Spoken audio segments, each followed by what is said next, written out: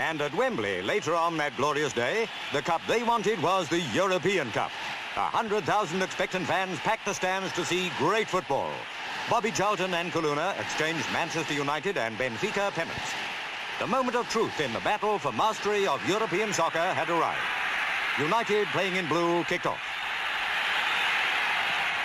United launched directly into attack. Bobby Charlton took the ball into Benfica territory.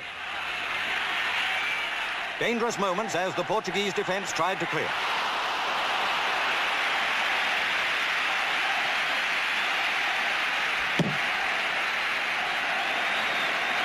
Now Benfica came away. That mighty danger man Eusebio sent in a scorcher. It ricocheted off the crossbar. What an escape! Stepney, unrattled, collected the return effort and got United moving. George Best fell foul of the first of a series of savage tackles which marred the first half.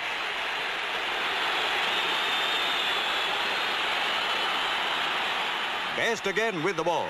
He seemed to be a target for the stop-them-at-any-cost Benfica defence, but Italian referee Lobello let that one go. Benfica had the advantage, but met a stonewall United rearguard.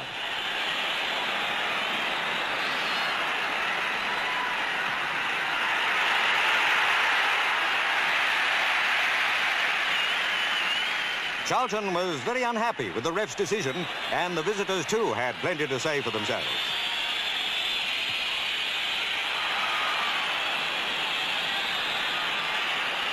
Benfica with the dangerous free kick. But what a great keeper Stepney proved himself.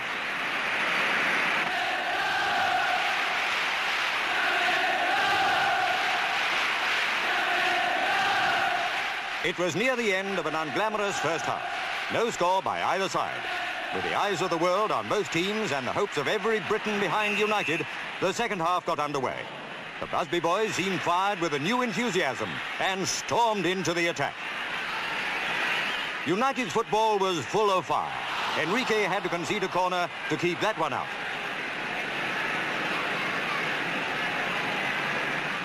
George Best was in terrific form, but so was Enrique.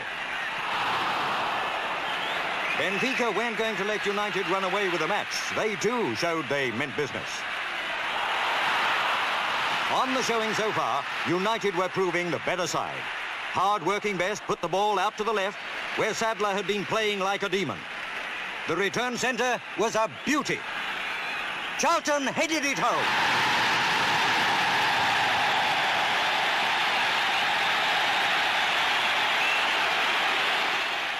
What a tonic for the fans. United won up in the 55th minute and going all out for another one.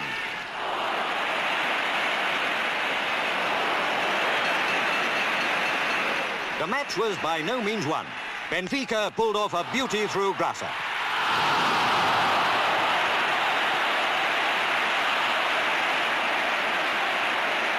1-1 and time running out.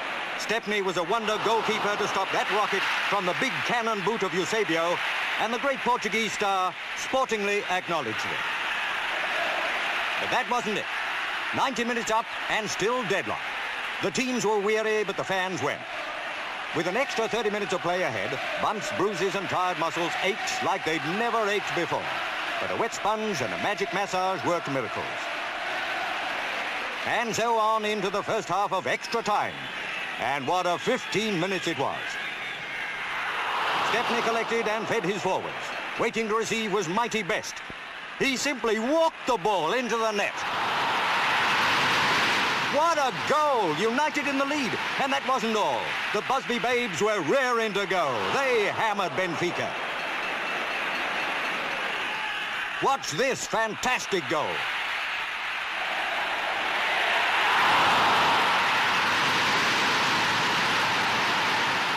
My, oh my, how they cheered Kid, the birthday boy, for that super header.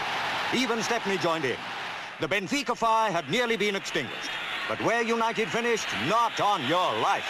Bobby Charlton made it 4-1. Manchester United had well and truly done it. They were supreme soccer champions of Europe. At last, Matt Busby, the maestro of Manchester United, had groomed a team great enough to beat Europe's best. He was king of soccer. His wonderful 11 men were all princes.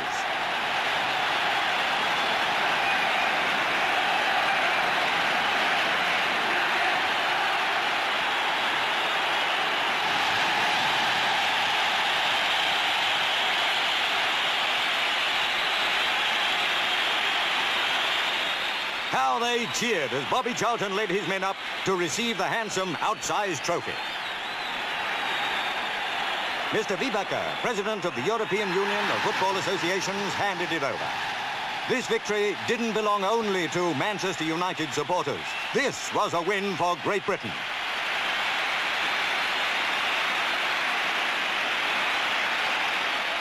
What a match, what a team. Charlton, Stepney, Brennan, Dunn, Creran, Fuchs, Styles, Best, Kidd, Sadler and Aston. And pride of place, Busby. 11 names that together spell greatness.